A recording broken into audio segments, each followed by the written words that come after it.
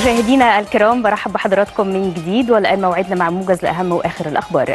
تتواصل اليوم بالقاهرة اجتماعات اللجنة العسكرية الليبية المشتركة 5+5 التي تعقد برعاية الأمم المتحدة لبحث خطة إخراج المرتزقة والقوات الأجنبية من البلاد، وذلك بمشاركة المبعوث الأممي لدى ليبيا عبد الله بتيلي وممثلين عن دول جوار ليبيا السودان، تشاد والنيجر. تعقد البورصة المصرية للسلع اليوم جلستها العشرين لبيع القمح لمطاحن القطاعين العام والخاص. وأوضحت وزارة التموين والتجارة الداخلية أنه تم انتهاء الجلسة 19 للبورصة بعد التداول على سلعة القمح الروسي الأحد الماضي، مع استمرار الطرح على التوالي بنجاح لسلعة القمح المستورد. يقام اليوم بالعاصمة الألمانية برلين معرض فروت لوجستيك الدولي بمشاركة أكثر من 2000 عارض من 87 دولة من بينها مصر. وأكد الوزير والمفوض التجاري عبد العزيز الشريف مشاركة مصر بأكثر من 53 شركة في المعرض، والذي يعد أكبر معرض وسوق تخصصي تصديري للخضار والفاكهة.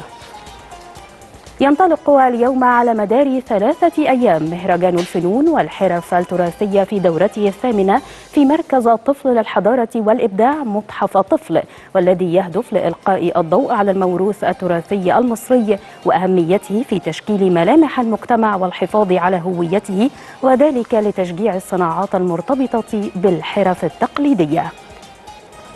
أعلن رئيس الحكومة اللبنانية نجيب ميقاتي تشكيل وفد وزاري يتوجه اليوم إلى سوريا لعقد سلسلة لقاءات مع المسؤولين السوريين تتناول تداعيات الزلزال المدمر الذي وقع في عدة مناطق في سوريا والإمكانات اللبنانية المتاحة للمساعدة في مجالات الإغاثة. يبدأ وزير الخارجية الروسي سيرجي لافروف زيارة رسمية للسودان اليوم تستغرق يومين. تأتي الزيارة ضمن جولة تشمل أيضا كل من العراق، موريتانيا ومالي، تتناول القضايا الثنائية والإقليمية والدولية ذات الاهتمام المشترك. ورياضيا، والبداية من بطولة العالم للأندية، حيث يواجه النادي الأهلي في 9 مساء اليوم منافسه ريال مدريد الأسباني، وذلك في نصف نهائي بطولة كأس العالم للأندية المقامة حاليا بالمغرب خلال الفترة من الأول حتى 11 من شهر فبراير الجاري.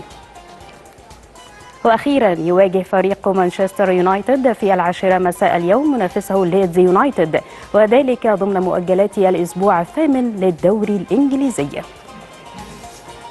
نهاية الموجز.